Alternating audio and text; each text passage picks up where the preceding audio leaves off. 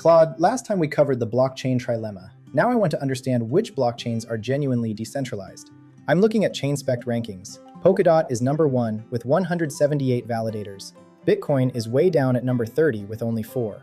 That doesn't make sense if Bitcoin is the most decentralized blockchain.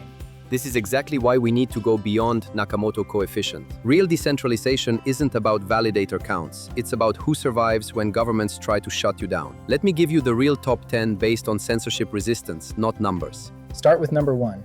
Bitcoin, no question. China tried to kill it in 2021. Banned all mining, hash rate dropped 50%. 6 months later, hash rate fully recovered as miners relocated globally. You can't serve legal orders to pseudonymous miners. They own their hardware, pay their electricity, and switch pools within hours if needed.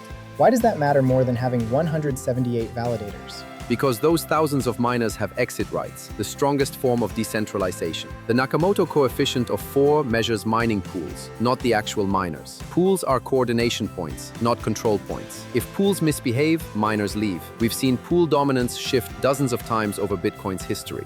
Number 2. Cardano. It has 2,143 stake pools spread across dozens of countries. The Nakamoto coefficient is 22, but more importantly, delegators can instantly redirect their stake to different pools. That's proof of stake equivalent of Bitcoin's exit rights. No exchange domination, completely community run. Number 3.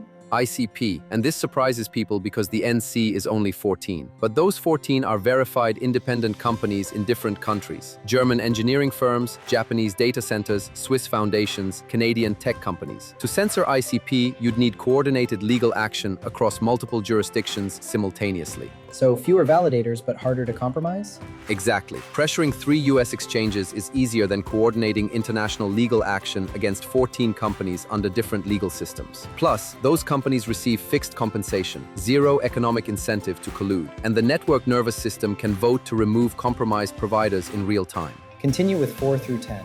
4 is Polkadot. NC of 178 does create genuine coordination difficulty. 5 is Avalanche with 817 total validators and subnet isolation limiting damage. 6 is Cosmos Hub, where 180 validators plus IBC architecture means attacking one zone doesn't affect others. 7 is Tezos with 265 bakers and self-amending governance. 8 is Algorand, where random block selection makes sustained censorship timing impossible. That's only 8. What about 9 and 10? 9 is Ethereum, and this needs explanation. Ethereum has massive decentralization, 994,000 validators globally, but Coinbase controls 13% and the top 10 Lido operators add another 15 to 20%. That's roughly 33% under Western regulatory jurisdiction. Wait, Ethereum is only number 9 despite being huge? Because it's vulnerable to partial censorship. After Tornado Cash sanctions in 2022, about 45% of blocks started censoring sanctioned addresses. It actually happened. But Ethereum has defenses. 4 different client implementations mean you can't exploit them all at once. The social layer can coordinate forks like after the DAO hack. You can achieve temporary censorship but not complete takeover. And number 10? Solana, top 3 validators, Helios, Binance, Galaxy, control 26% of stake. 2 are exchanges subject to the same regulatory jurisdiction. US government could serve legal orders and immediately pressure significant stake to censor transactions. No client diversity like Ethereum to provide backup defense. So Solana is the most vulnerable in your top 10. Most vulnerable to regulatory censorship, yes. But it's still in the top 10 because validators earn millions monthly. Attacking destroys their revenue. Plus, Solana survived AWS outages with 0 downtime, proving infrastructure independence. It's reasonably decentralized, just vulnerable to coordinated legal pressure on known entities. Now give me the bottom 5. Which blockchains are fake decentralization? Dead last are all layer 2s with single sequencers: Base, Optimism, Arbitrum, Starknet. These aren't blockchains, they're company infrastructure. Base is 100% controlled by Coinbase. One legal order equals complete censorship. 0 resistance possible. But millions of people use Base. Your funds are safe because of roll-up security. You can always exit to Ethereum Layer 1, but Coinbase controls which transactions get included and in what order. If the government says, censor these addresses, Coinbase complies and it's done. That's not a blockchain, that's a company operating a database. What's number 44? BNB chain. It has 45 validators, but they're all Binance approved. When the BSC bridge was hacked in 2022, Binance asked validators to halt the entire chain. They all complied immediately. That proved central control. The NC of 7 is meaningless when one company decides who can validate. Number 43.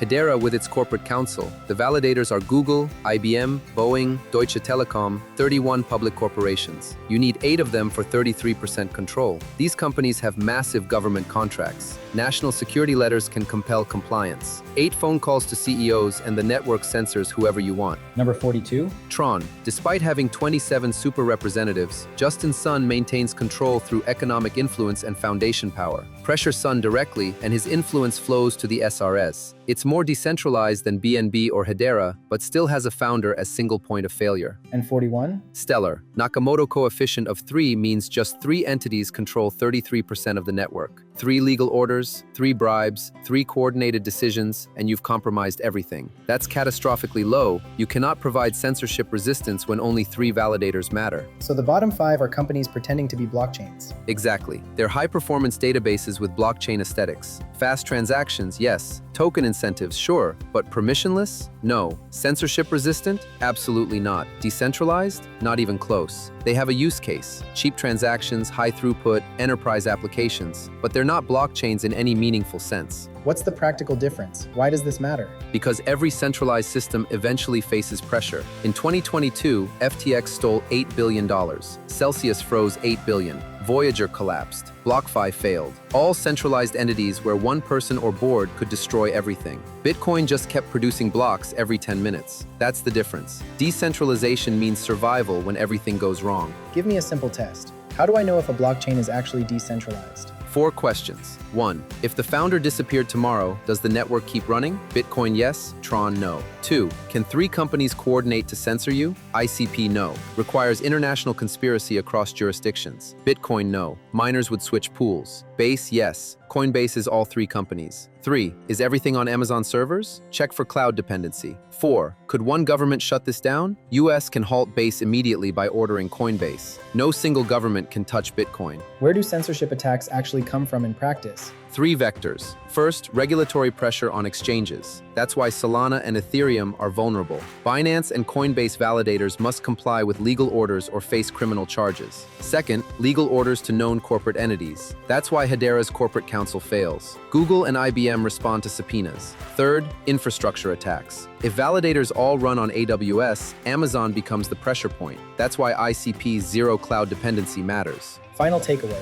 What is decentralization really about? Survival. Not validator counts, not fancy governance tokens, not marketing claims. When FTX collapsed, when governments banned mining, when regulators came knocking, what kept running? Bitcoin. That's decentralization. Everything else is just numbers on a dashboard until it's tested. The top 10 I gave you have either survived real attacks or have architecture that would survive them. The bottom 5 would fold immediately.